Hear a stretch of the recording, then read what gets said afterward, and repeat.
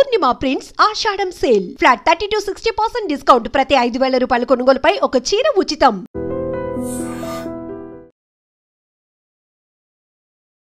Operation సింధూర్లో అత్యంత సమర్థవంతంగా కీలకంగా పనిచేసింది మన సుదర్శన చక్రం. S-400 కంటే కూడా అడ్వాన్స్డ్ టెక్నాలజీ మనకి కావాల్సినటువంటి అవసరం ఉంది అని కేంద్ర ప్రభుత్వం రక్షణ శాఖలు గుర్తించాయి. అందులో భాగంగా S-500 మీద ఫోకస్ పెట్టబోతున్నట్టుగా వార్తలు వస్తున్నాయి. S-500 అంటే ఏంటి? ఒక మాన్స్టర్, ఒక బీస్ట్గా S-500ని అభివర్ణిస్తూ ఉంటారు. అల్మాజ్ అండ్ యాంటే రష్యాకి చెందినటువంటి ఈ డిఫెన్స్ పరికరాలని తయారు చేసేటువంటి సంస్థనే S-400ని అండ్ S-500ని కూడా తయారు చేసింది. S-500 మన దగ్గర ఉండాల్సినటువంటి అవసరం ఉంది అని కేంద్ర ప్రభుత్వం రక్షణ శాఖలు కూడా డిసైడ్ అయ్యాయి. దీనికి ప్రధానమైనటువంటి కారణం ఇరాన్ అండ్ ఇజ్రాయెల్ మధ్య జరుగుతున్నటువంటి యుద్ధం, అప్పుడు ఉపయోగించినటువంటి రక్షణ పరికరాలు, మిసైళ్ళు, డ్రోన్ వ్యవస్థ, వీటన్నిటిని చూసిన తర్వాత S-500 మీద ఫోకస్ పెట్టాలనేటువంటి ఒక ఆలోచన చేసింది. అందుకు తగ్గట్టుగా రష్యా కూడా S-500లని మనకు ఇవ్వడానికి రెడీగా అయింది. కావాలంటే ఇండిజీనియస్ టెక్నాలజీతో మనం ఇక్కడ కూడా డెవలప్ చేసుకునే అవకాశాన్ని రష్యా మనకు ఇచ్చింది. ఈ నేపథ్యంలోనే S-500కి సంబంధించినటువంటి వివరాల్ని అందివ్వడానికే ఈ స్పెషల్ ఎక్స్క్లూజివ్ వీడియో ఒకటి. యాక్చువల్గా మనం చూస్తున్నటువంటి ఈ స్క్రీన్ మీద ఉన్నటువంటి వీడియో S-400కి సంబంధించింది. దీన్ని మనం ఆపరేషన్ సింధూర్లో ఉపయోగించాము. యాక్చువల్గా దానికి ఉన్నటువంటి మెకానిజం ఏంటి? S-400 నుంచి S-500కి ఎందుకని దాన్ని ఒక మాన్స్టర్, ఒక బీస్ట్గా అభివర్ణిస్తున్నారు? ప్రొమేథియస్ అని పిలుస్తారు. దీంతో పాటుగా S-400కి సంబంధించి ఉన్నటువంటి రేంజ్ కంటే కూడా S-500 రేంజ్ అనేది చాలా ఎక్కువ ఉంటుంది. S-400లో కేవలం 400 కిలోమీటర్ల మాత్రమే రేంజ్ ఉంటే S-500 అనేది 600 కిలోమీటర్ల రేంజ్ ఉంటుంది. యాంటీ బాలిస్టిక్ మిస్సైల్స్ని S-400 అనేది ఛేదించే అవకాశం ఉంటే S-500 ఇంటర్ కాంటినెంటల్ బాలిస్టిక్ మిస్సైల్స్ని కూడా ఛేదించగలదు. At the same time supersonic అనేది ఒక అడ్వాన్స్ టెక్నాలజీ ఉన్నటువంటి మిస్సైల్ని కూడా కంట్రోల్ చేసేటువంటి కెపాసిటీ S-500ని ప్రొమేథియస్ అని పిలుస్తూ ఉంటారు. At the same time Triumfator M అనేది పిలుస్తుంటారు. ఇప్పుడు అల్మాజ్ అండ్ యాంటే S-300, S-350, S-400ని తయారు చేసింది. ఆ తర్వాత S-500, నెక్స్ట్ S-550ని కూడా తయారు చేయబోతోంది. సో అడ్వాన్స్ టెక్నాలజీ ఉంది, మోస్ట్ సెన్సిటివ్ ఫీచర్స్ అనేవి ఉన్నాయి. అందులో లక్ష్యాన్ని ఛేదించగలిగేటువంటి కెపాసిటీ S-400 కంటే కూడా S-500 మీదే ఉంది. అందువల్లే S-400 అనేది $1 బిలియన్ ఉంటే S-500 $2.5 బిలియన్ కోట్ చేస్తున్నారు. S-500లని 5 కొనుగోలు చేయడానికి భారతదేశం రష్యాతో ఒప్పందం కుదుర్చుకుంటే ఇప్పటిదాకా కేవలం 3 మాత్రమే వచ్చాయి. ఇంకా 2 పెండింగ్లో ఉన్నప్పటికీ కూడా S-500 మీద ఫోకస్ పెట్టింది. సో యాక్చువల్గా S-400 ఎలా వర్క్ చేస్తుంది, దానికి సంబంధించి మనం చూస్తున్నటువంటి ఈ పిక్చర్ అనేది ఒక క్లారిటీ ఇస్తుంది. లాంగ్ రేంజ్ సర్వేలెన్స్ రాడార్ అనేది ఉంటుంది, కమాండ్ వెహికల్ ఉంటుంది, engagement radar and launch vehicle. So 3 రకాలుగా పనిచేస్తుంది. ఇది లాంగ్ ఒక రాడార్గా వర్క్ చేస్తుంది, అండ్ కమాండ్ వెహికల్ ఉంటుంది, లాంచ్ వెహికల్ ఉంటుంది. సో ఎక్కడ ఏ రేంజ్లో ఎలాంటి క్షిపణులు వస్తాయి ఒకేసారి 360 డిగ్రీస్లో చూడగలిగే అవకాశం ఉంది. కాబట్టి S-400కి సుదర్శన చక్రం అని పేరు పెట్టారు. సో 3 రకాలుగా ఉంటుంది. లాంగ్ రేంజ్ రాడార్ ఉంటుంది, ఆ తర్వాత కమాండ్ వెహికల్ అనేది ఉంటుంది, లాంచ్ వెహికల్ అనేది. సో 3 కలిపి వర్క్ చేయడం అనేది S-400కి సంబంధించినటువంటిది ఇది. సో S-400కి సంబంధించి చూసుకుంటే దీనికి ఒక మోస్ట్ ప్రామినెంట్ ఫీచర్ అనేది ఉంది. సర్ఫేస్ టు ఎయిర్ మిసైల్, అంటే భూ ఉపరితలం మీదే ఉంటుంది. ఎయిర్లో ఉన్నటువంటి మిస్సైల్స్ని టార్గెట్ చేయొచ్చు. అంటే ఇది మొబైల్గా కూడా ఉంటుంది, ఎక్కడికి కావాలంటే అక్కడికి తీసుకెళ్లేటువంటి కెపాసిటీ ఉంటుంది. Mobile surface to air missile ఇది. ఇంకా అడ్వాన్స్డ్గా ఉన్నటువంటి S-500కి సంబంధించి మనం మాట్లాడుకుంటే S-500 అనేది ఎలా వర్క్ చేస్తోంది. సో అల్మాజ్ అండ్ యాంటే తయారు చేసినటువంటి ఈ కంపెనీలో S-300, S-350, S-400 సిస్టమ్స్ ఉన్నాయి. ఆ తర్వాత S-500 మిసైల్ సిస్టమ్ అనేది రాబోతుంది. దీంట్లో కూడా అదే లాంగ్ రేంజ్ రాడార్ ఉంటుంది, కమాండ్ వెహికల్స్ అనేవి ఉంటాయి, లాంచర్ ఉంటుంది, ఎంగేజ్మెంట్ రాడార్ ఉంటుంది. బట్ అన్ని సేమ్ S400 అండ్ S500కి సంబంధించి సేమ్ అవే ఫీచర్స్ కనిపించినప్పటికీ దీనికి దానికి ఉన్నటువంటి వ్యత్యాసం ఏంటి, ఎందుకని S400 కాకుండా S500ని తీసుకుంటున్నారు? సో S400 అండ్ S500కి సంబంధించి ఆల్మోస్ట్ సేమ్ ఫీచర్సే ఉన్నప్పటికీ ఎందుకని S500 అనేది అడ్వాన్స్డ్ టెక్నాలజీ ఉంది, దానికి సంబంధించినటువంటి కంప్లీట్ పిక్చర్ ఇది ఇన్సైట్ GL తయారు చేసినటువంటి ఒక కంపారిజన్ అండ్ డిఫరెన్సెస్కి సంబంధించి మనం చూస్తున్నాము. కంపారిటివ్ స్టడీ అనేది S400 అండ్ S500కి సంబంధించి చూస్తే ఆపరేషనల్ సిన్స్ 2007 2021లో అల్మాజ్ అండ్ యాంటే దీన్ని తయారు చేసింది. అప్పటి నుంచి ఇది రష్యా అమ్ముల పొదిలో S500 అనేది ఉంది. సో హిట్ రేంజ్ అనేది S400కి 400 కిలోమీటర్స్ ఉంటే S500కి 600 కిలోమీటర్స్ ఉంటుంది. అలాగే డిటెక్షన్ రేంజ్ 600 కిలోమీటర్స్ ఉంటే 2000 కిలోమీటర్స్ డిటెక్షన్ రేంజ్ అనేది ఉంటుంది. అంటే 2000 కిలోమీటర్ల అవతల నుంచి వస్తున్నటువంటి మిస్సైల్స్ని కావచ్చు, డ్రోన్స్ కావచ్చు, రాడార్లు, హెలికాప్టర్ వేటినైనప్పటికీ కూడా ఐడెంటిఫై చేసేటువంటి కెపాసిటీ S500కి ఉంటుంది. మ్యాక్సిమం ఆల్టిట్యూడ్ 330 కిలోమీటర్స్ అయితే S500కి 200 కిలోమీటర్స్ అనేది ఆల్టిట్యూడ్ ఉంది. ట్రాకింగ్ ఆఫ్ టార్గెట్స్ని 300 టార్గెట్స్ని 360 డిగ్రీస్లో ఆపరేట్ చేస్తుంది కాబట్టి 300 టార్గెట్స్ని అది టార్గెట్ చేసే అవకాశం ఉంటే in addition can track 10 hypersonic targets. ఇప్పుడు హైపర్సోనిక్ అనే విమానాల్ని, మిసైల్స్ని ప్రతి దేశం తన రక్షణ వ్యవస్థలో ఇముడ్చుకుంటుంది.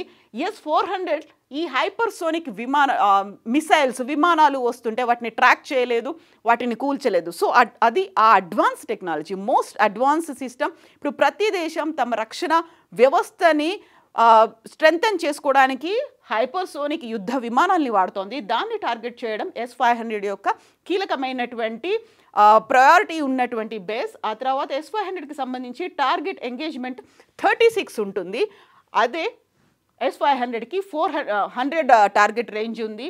Type of targets aircrafts, ballistic missiles, cruise missiles, UAVలు అనేవి S500కి ఉంటాయి. Hypersonic missiles, ICBM stealth fighters, low orbit satellites. ICBM అంటే ఇంటర్ కాంటినెంటల్ బాలిస్టిక్ మిసైల్స్, అంటే ఖండాంతర క్షిపణులను కూడా ఇది ఛేదించగలదు. స్టెల్త్ ఫైటర్స్ని అండ్ లో ఆర్బిట్ శాటిలైట్స్, భూ కక్షకి సంబంధించి దిగువన ఉన్నటువంటి ఆర్బిట్లను కూడా ఛేదించేటువంటి కెపాసిటీ S500కి ఉంటుంది. మిసైల్స్ 40 N6 రేంజ్ నుంచి ఆల్టిట్యూడ్ 30. ఇప్పుడు మనం చెప్పుకున్నటువంటి ఈ ఫీచర్స్ అన్నీ కూడా కనిపిస్తున్నాయి. 40 N6 అంటే ఇక్కడ 76 N6 అనేది ఉంది. హెవియర్ అండ్ బిగ్గర్ మిసైల్స్ని కూడా ఇది హ్యాండిల్ చేయొచ్చు, వాటిని ట్యాకిల్ చేస్తుంది, వాటిని కూల్ చేసేటువంటి కెపాసిటీ ఉంటుంది. రాడార్లు అలాగే రెస్పాన్స్ టైం అనేది S400కి 9 to 10 సెకండ్స్ పడితే అది కేవలం S500లో 3 to 4 సెకండ్స్లోనే కంప్లీట్ అయిపోతుంది. డిప్లాయ్మెంట్ టైం 5 మినిట్స్ అయితే S500కి సంబంధించి 3 మినిట్స్లోనే డిప్లాయ్మెంట్ అయిపోతుంది. కాబట్టి మోస్ట్ అడ్వాన్స్డ్గా దీన్ని భావిస్తున్నారు. దీన్ని కనుక మన రక్షణ వ్యవస్థలో మనం చేర్చుకున్నట్టయితే ఇతర దేశాల నుంచి, పర్టికులర్గా పొరుగు దేశాల నుంచి వచ్చేటువంటి సమస్యల్ని కంట్రోల్ చేసుకోవచ్చు, వాటిని తుత్తునీయలు చేయొచ్చు అనేటువంటిది. సో S500కి సంబంధించి గతంలోనే మనం ఆపరేషన్ సింధూర్లో దాని కెపాసిటీ ఏంటి అనేది చూసాము. పొరుగు దేశాలు, శత్రు దేశాలు కూడా దాన్ని మనకున్నటువంటి కెపాసిటీ, మన అమ్ముల పొదిలో ఉన్నటువంటి సుదర్శన చక్రం గురించి విన్నాయి. కాబట్టి సో ఇప్పుడు S500 మీద ఫోకస్ పెట్టాల్సినటువంటి అవసరం ఏర్పడింది. సో భూకక్షకి సంబంధించి దిగువన ఉన్నటువంటి ఉపగ్రహాలను కూడా కూల్చేస్తుంది, ఖండాంతర క్షిపణులు ఉన్నాయి, హైపర్సోనిక్ యుద్ధ విమానాలను కూడా టార్గెట్ చేయవచ్చు.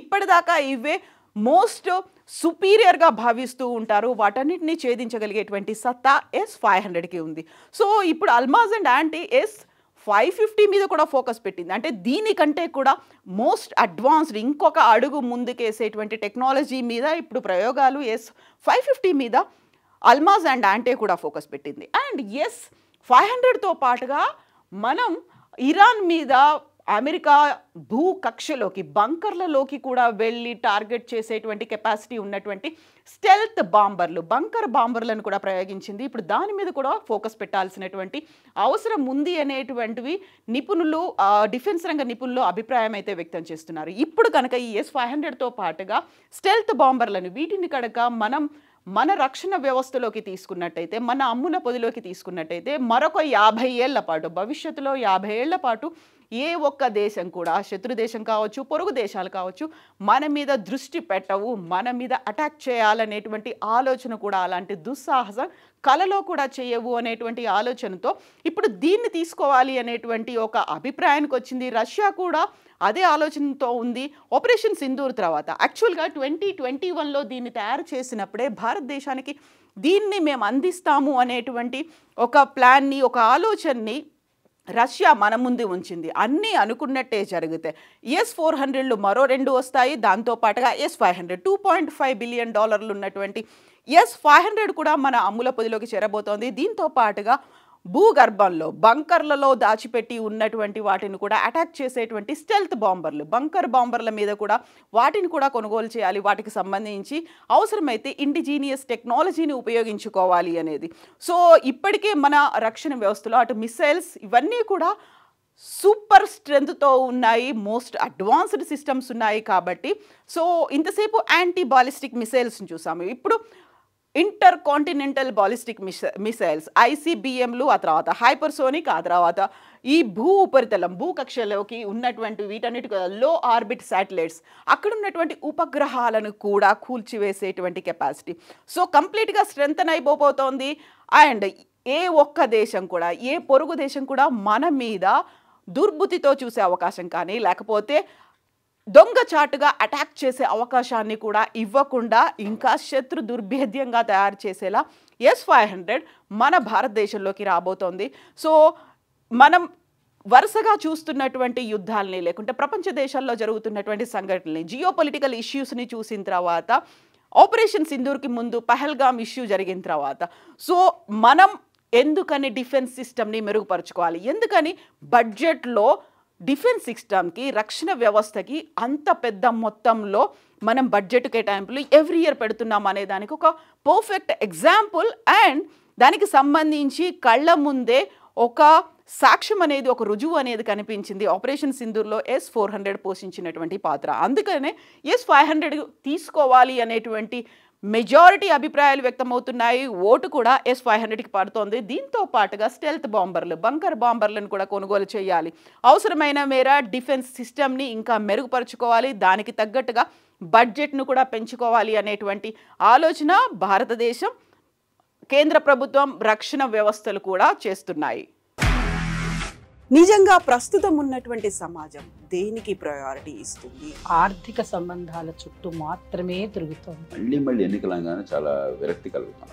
మంచి అనిపిస్తుంది కదా, లేడీస్ కూడా ఛాలెంజింగ్ జాబ్స్ చేసినప్పుడు చాలా బాగుంటది. ట్రాఫిక్ అసిస్టెంట్స్ గా నియమించిన ట్రాన్స్జెండర్స్ అందరితో సాల్యూట్ చేయించుకుంటున్నారు. ఫుడ్ డెలివరీ ఇవ్వటానికి వెళ్ళినటువంటి డెలివరీ బాయ్ అనిల్ పై కళ్ళ ముందు